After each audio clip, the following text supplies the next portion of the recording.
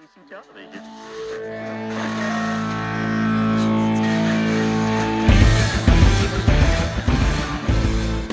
Hey guys, it's Martini from rock.com. I recently got the opportunity to hang out with a really incredible hip-hop group that's going to be playing at this year's 2010 Sunset Strip Music Festival. Get ready, because this is Audible Mainframe. Where does the name Audible Mainframe come from? We were on our way to our first show in Boston, and we're driving in the van. Our DJ at the time just threw out the name Audible Mainframe. You know, he's like, yeah. Everybody liked it, and he said that the reason why he came up with it is because we were driving down the street, and on one side of the street he saw that it said Audible in one store, and then on the other side he saw a Mainframe, and he just put the two together, and everybody really liked it. So.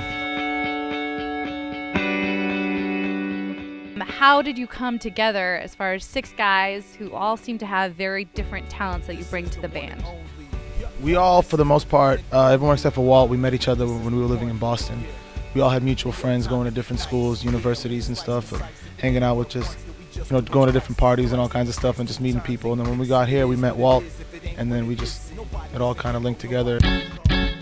You guys have a very unique sound. When I heard it, I loved it, but I had a little bit of trouble classifying it. Where do you guys put yourself in music, in your genre?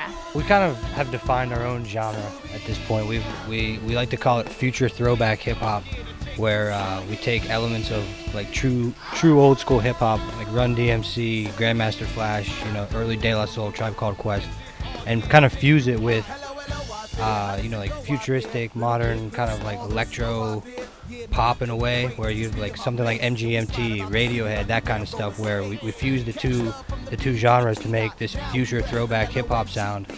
And you know, we want to keep it real. We want to keep like the elements of hip hop. It's mostly rooted in hip hop, so we want to keep it there. But we also want to continue pushing it forward and stretching the limits.